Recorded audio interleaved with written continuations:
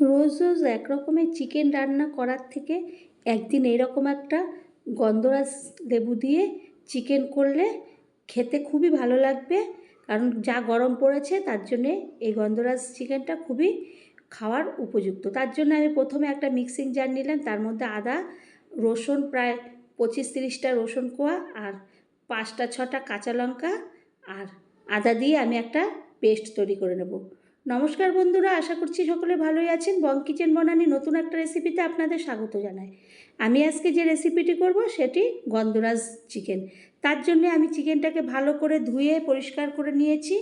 এরপর গন্ধরাজ লেবুর ওপরের যে সবুজ অংশটা তার একটা গ্রেটার দিয়ে আমি ভালো করে ওটাকে গ্রেট করে সবুজ অংশটা চিকেনের মধ্যে আমি নিয়ে নেব, প্রায় অনেকটা পরিমাণে নিয়ে নেব। এরপরে আবার আধখানা লেবু আমি চিপড়ে ওই চিকেনের মধ্যে দিয়ে দেব।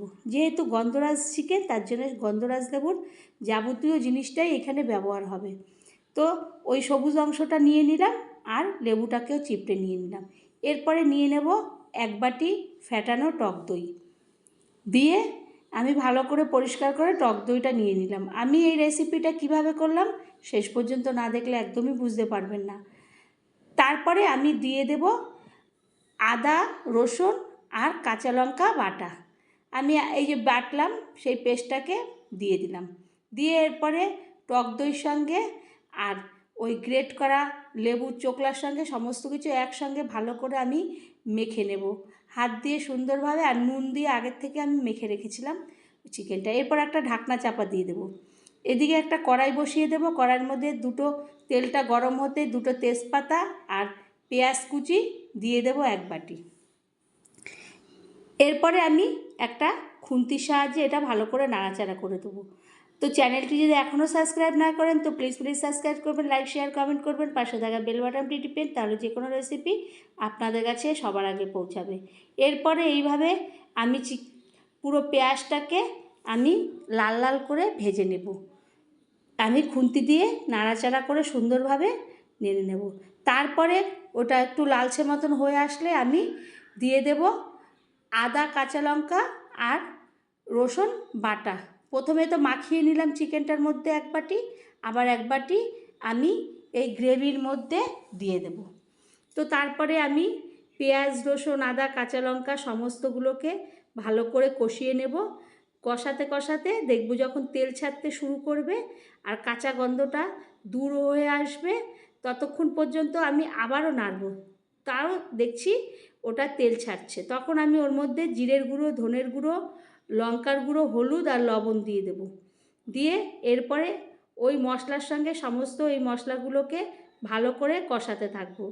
কষাতে কষাতে যখন ওই মশলার থেকেও তেল ছাড়বে কাঁচা গন্ধটা দূর হয়ে যাবে, তখন আমি ওর মধ্যে দিয়ে দেব যে আগের থেকে আমি চিকেনটাকে রেখে দিয়েছিলাম ম্যারিনেট করে, সেই চিকেনটাকে দিয়ে দেব। কারণ আমি প্রায় আধ ঘন্টার উপর রেখে দিয়েছিলাম, টক দই লেবু সমস্ত কিছুই ছিল, তো অনেকটা সুন্দরভাবেই ওটা ম্যারিনেট হয়ে গেছে। তা এরপরে আমি ওটাকে ভালো করে কড়াইয়ের মধ্যে মশলার সঙ্গে এই চিকেনটাকে ভালো করে কষাতে থাকবো। তো এক ঘায়া একরকমভাবে চিকেন করার থেকে একদিন গরমের মধ্যে গন্ধরাজ লেবু তো আমরা অনেকেই ভালো খেয়ে থাকি, ভাতের সঙ্গে খাই, শরবত করে খাই, তা একবার চিকেনের মধ্যে দিয়ে খেয়ে দেখবেন, খুবই ভালো লাগবে। একটা নতুন ধরনের এই রান্নাটা, একটু টক টক ঝাল ঝাল একটু মিষ্টি, সামান্য একটু মিষ্টিও দিলে রান্নাটা একটা স্বাদটা অন্যরকম এসে যায়। তো তারপর আমি কষাতে থাকবো।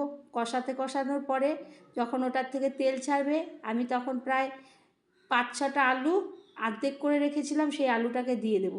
আলুটাকে আমি ভেজে দেইনি, কারণ ভেজে দিলে ভাজলে আলুটা একটা অন্যরকম গন্ধ এসে যায়, তখন মাংসের রান্নাটা একটা অন্য ফ্লেভার এসে যায়। সেই কারণে না ভেজে দিয়ে যদি কাঁচা অবস্থায় দিয়ে দেখবেন পুরো যে চিকেনের সেন্টটা পুরোটাই আলুর মধ্যে ঢুকে যাবে।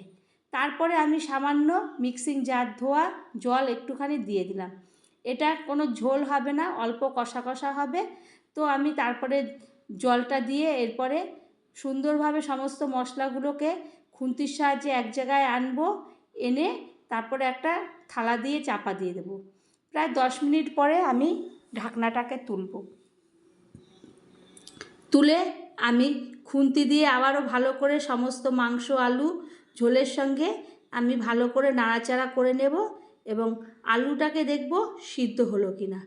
তো যখন আমি দেখব আলুটাকে খুন্তি ঢোকানোর সঙ্গে সঙ্গেই বেশ অর্ধেকটা হয়ে গেছে, তখন আমি বুঝবো যে ওটা সুন্দরভাবে সিদ্ধ হয়ে গেছে। তো আমি আবারও আর একটু জাল হওয়ার জন্যে ঢাকনা দিয়ে ঢাকা দিয়ে দেবো। তারপরে ওটা একটা সুন্দরভাবে একটু জলটাও কমে আসছে, ঝোলটা কষা কষা মতন হয়ে গেছে, তখন আমি একটা হাতার সাহায্যে একটা বাটির মধ্যে এই চিকেনটা, গন্ধরাজ চিকেনটাকে তুলে নেব। তো আমরা তো একঘায়া একরকমভাবে করে থাকি, একবার হলো বাড়ির সকলকে এরকম একটা গন্ধরাজ চিকেন করে খাওয়াবেন, তারপরে দুটো গন্ধরাজ চিকেনের টুকরো দিয়ে দেবো। যদি ভালো লাগে আবারও কোনো রেসিপিতে দেখা হবে। ধন্যবাদ।